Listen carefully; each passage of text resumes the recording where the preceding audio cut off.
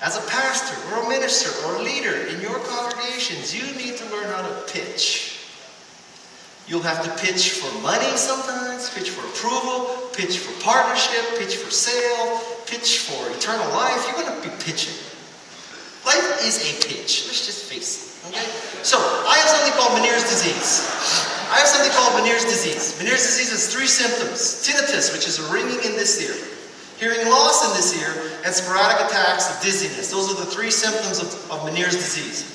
There are many explanations for what causes Meniere's disease. Excessive caffeine, excessive salt, excessive stress. I just defined my life there.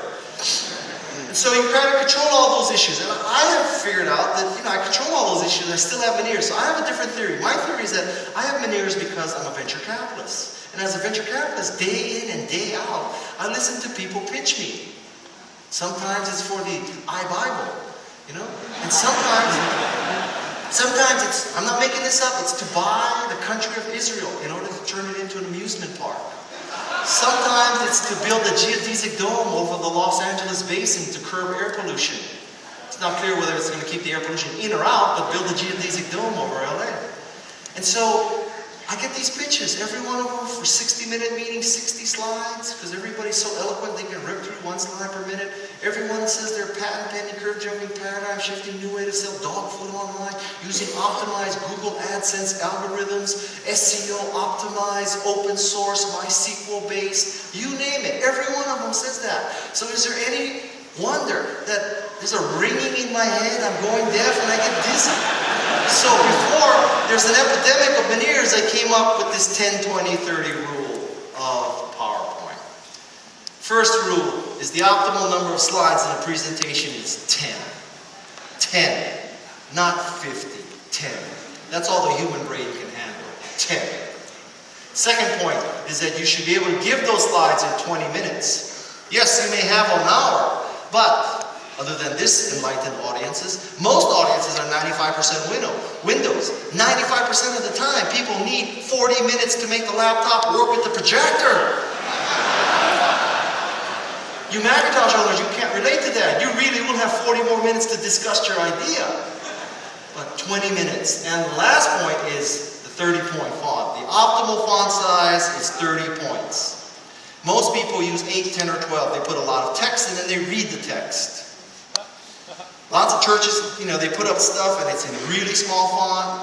I don't know how they figure people can read it. They also center justify it, so it's even more hard to read. You know what? 30 points. As a rule of thumb, why is that so fuzzy? As a rule of thumb, look at who the oldest person is in your audience, divide his or her age by 2, that's your optimal font size. So most of the time, you'll be talking to 50, 60-year-old people. 60 divided by 2 is 30. Now, you may be preaching to younger and younger people. God bless you. If you're preaching to 16-year-olds or the elders of 16-year-olds in your church, use the 8-point font. Okay. Generally speaking, 30 points. The time is up thing is flashing. So whoever's backstage and flashing that, I want you to know I noticed and I'm ignoring it.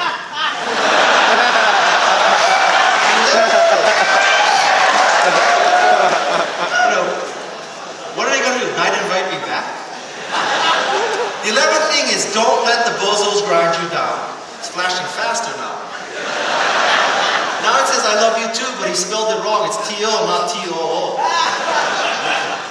The 11th thing is don't let the bozos grind you down. The bozos are going to try to grind you down. They're going to tell you can't be done, it shouldn't be done. This is how we've always done this church. This is how we've always done this thing. This is how it was written in the Bible. You know what? There are 2 kinds of bozos in the world. One bozo, sloven, disgusting, body odor, rusty old car, loser of a person, hair growing out of his ears, pocket protector, you name it, dandruff, tonsil, bad breath, you name it. You look at that person, you say, you're a loser. That's not the dangerous bozo, because you look at that person and say, you're a loser. If I listen to you, what's that make me? A loser, because only a loser would listen to a loser. That's not the dangerous bozo. The dangerous bozo dresses in all black. Dangerous bozo has a nice car, Swiss watch. Dangerous bozo is famous, maybe even rich, powerful. That's the dangerous bozo. That bozo has stuff that ends in I, like Ferrari, Lamborghini, Maserati, Armani. Beware of people who own a lot of stuff that end in I. Okay? Other than Audi. So, that's the dangerous bozo. Because you look at that bozo, you say, rich, famous, successful equals smart. Ladies and gentlemen, rich, famous, successful usually equals lucky, not smart. Somebody once told me, if you want to see what God thinks of money, look at who He gives it to.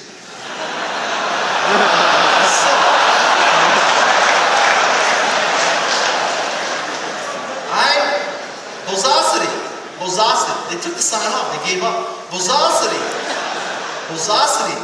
is just like the flu. How do you prevent flu? You get a little bit of flu. You get a flu shot. You get inoculated. So when your body encounters big flu, it can resist it. I'm going to do the same thing. I'm going to give you a little bit of bozosity so that when you encounter it, you have resistance built up. Here's some bozosity.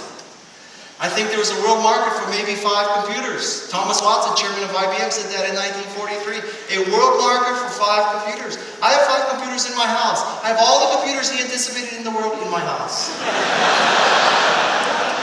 This telephone has too many shortcomings to be seriously considered as a means of communication. The device is inherently of no value to us. Western Union Internal Memo, 1876.